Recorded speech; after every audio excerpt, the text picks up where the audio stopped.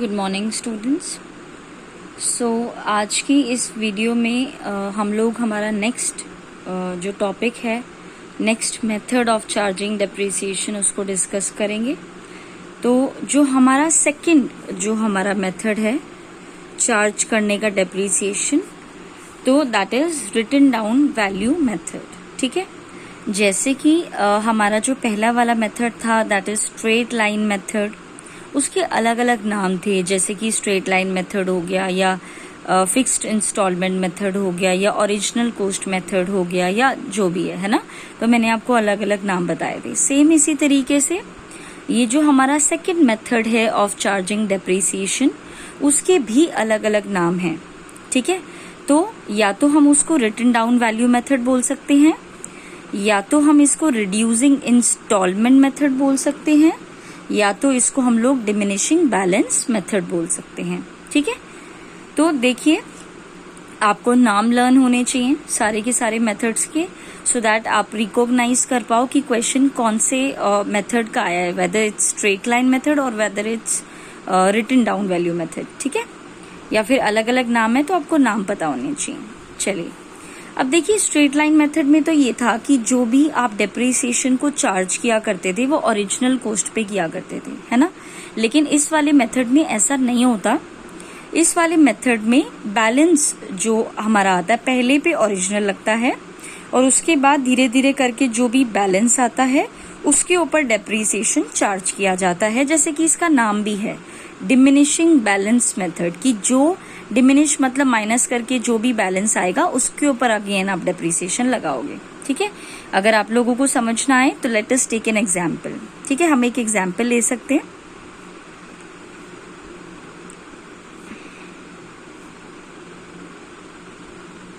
Late us take an example. For example, आपने कोई भी मशीनरी खरीदी।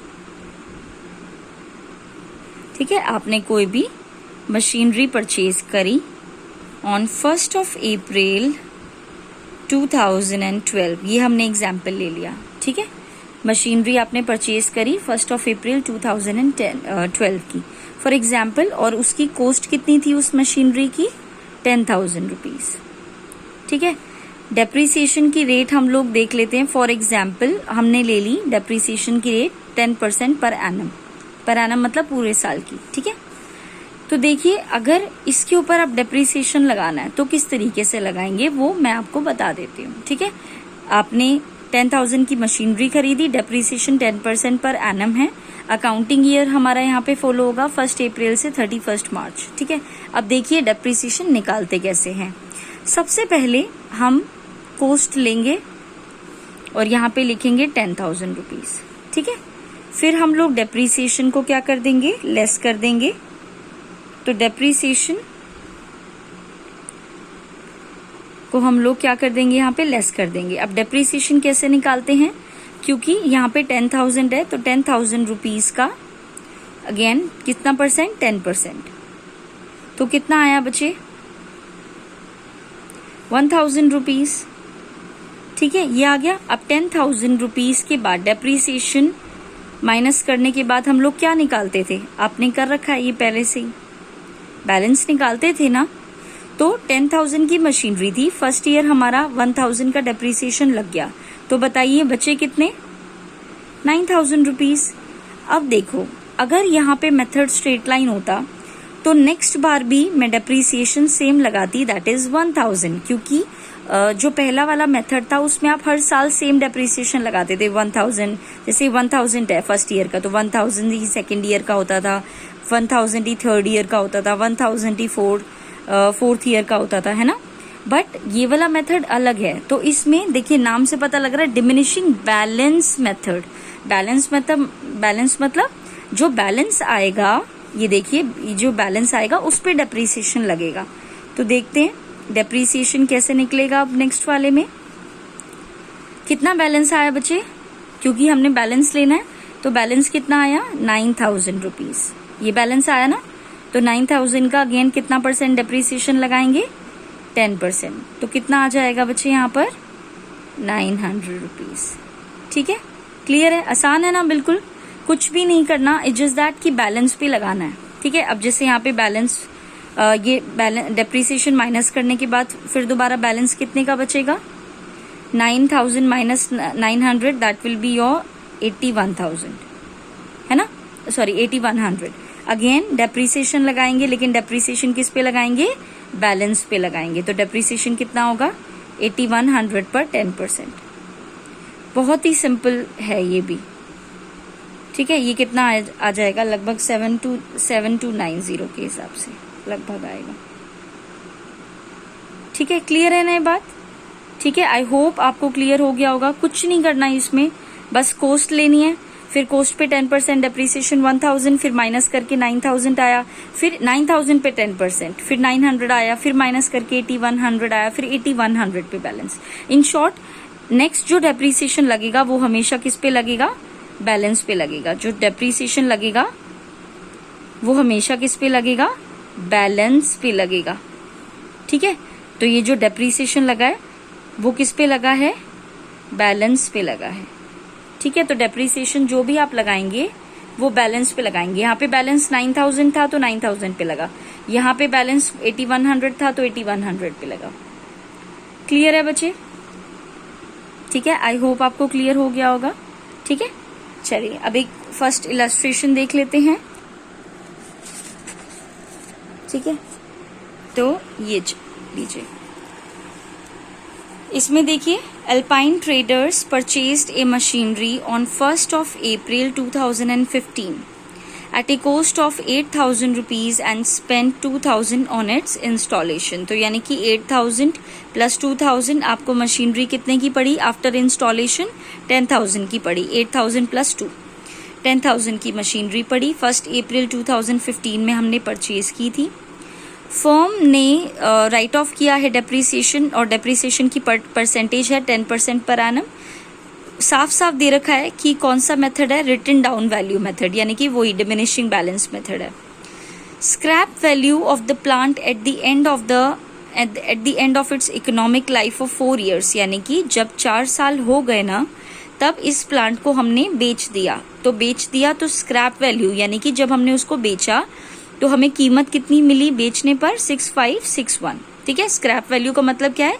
जब आप बेचोगे तो कितने में बिक रहा है। तो 4 साल के बाद इकोनॉमिक लाइफ, यानी कि 4 साल के बाद में एंड में जब हमने इस प्लांट को बेचा तो वो स्क्रैप वैल्यू यानी कि कितने में बिका? 6561 में, ठीक है।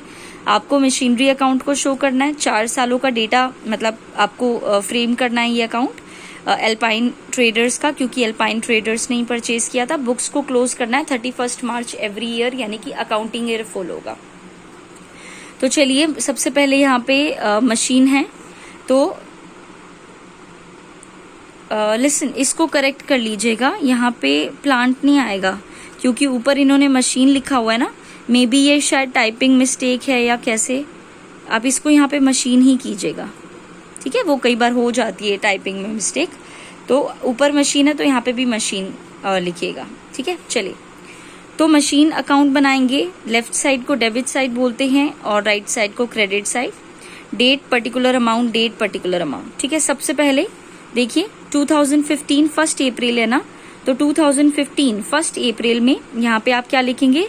टू बैंक 8,000 आपका 8,000 की मशीनरी थी, 2,000 इंस्टॉलेशन की है, तो यानी कि 8 + 2 10,000, ठीक है। ये इंस्टॉलेशन के चार्जेस हैं 2,000, ठीक है। तो यानी कि 8 + 2 10,000 की मशीनरी पड़ी, ठीक है, वही है।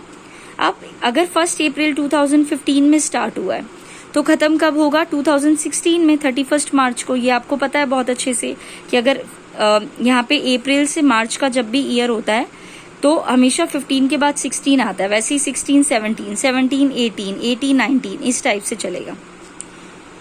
तो यहाँ पे देखिए, यहाँ पे टोटल कितने की मशीनरी पड़ी? 10,000 की। तो 10 यहाँ पे क्या लिखेंगे? वही बाय, ये वाला जो फॉर्मेट है वो सेम रहेगा, सिर्फ अमाउंट्स में डिफरेंट आएगा, ठीक है। फॉर्मेट वही है जो स्ट्रेट लाइन वाला मेथड का था।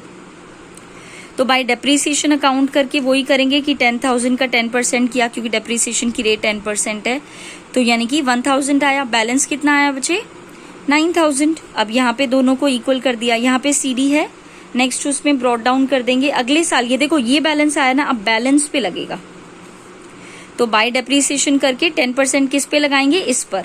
900 आ गया, तो 9000 माइनस 900 8100, फिर इसको इक्वल कर देंगे 9000 और 900 प्लस 8100 9000 ही आएगा।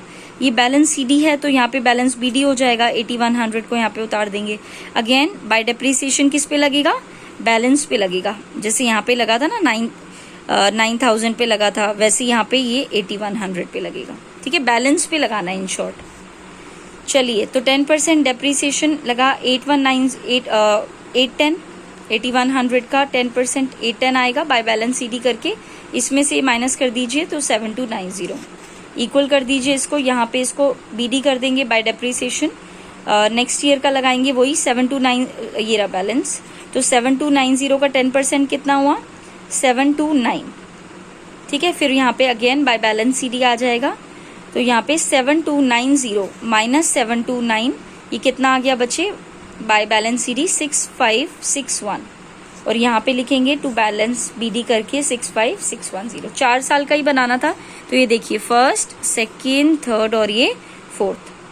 क्लियर है? आई होप आपको क्लियर हो गया होगा। वैसे ये जो चीज़ थी मैंने जानबूझ के एग्जाम्पल में ली थी, जो मैंने एग्जाम्पल लिया था उसमें मैंने यही फिगर्स ली थी, अगर आप ध्यान से देखें तो वही था कि पहले साल 1000 डेप्रिसिएशन लग रहा है, अगले साल 900, उससे अगले साल 810, और उससे अगले साल भी अगर मैं बनाती फॉर एग्जाम्पल, यहाँ पे डेप्रिसिएशन माइनस करने के बाद यहाँ पे आता बैलेंस, फिर दोबारा अगर मैं डेप्रिसिएशन लगाती तो वो बैलेंस पे ही लगता, यानी कि 7290 का 10% अगर हम करते तो ये 729 आता और फिर बैलेंस निकालते आप। ठीक है, आई होप आप लोगों को क्लियर हो गया होगा ये 6561। ठीक है, क्लियर है ना? ये देखो 1900 810 एंड 729, यहाँ पे भी यही लग रहा है 1900 810 और 729। अब बैलेंस सीडी भी देख लीजिए, पहले में 9000 8100 7290, और ये यहाँ पे भी यही आ रहा है 9000 8100 7290, और ये बहुत ही सिंपल सा सवाल है, फॉर्मेट सेम रखना है बिल्कुल। पहले वाला डेप्रिसिएशन इसी पे लगेगा टोटल वाली अमाउंट पे, ठीक है, मतलब जो भी फर्स्ट मशीनरी होगी, फिर बैलेंस निकालेंगे। इन शॉर्ट जो भी डेप्रिसिएशन लगना है ना यहाँ पर, वो इन बैलेंस सीडी पे लगना है, बस इतना सा काम करना है आपको कि ये 10% इस पर, ये 10% इस पर, ये 10% इस पर, यहाँ पे कर नहीं रखा, मैं इस तरीके से लिख देती हूँ 10% ऑन 7290, ये लीजिए डन। आई होप ये आपको क्लियर हो गया होगा। ठीक है, ओके।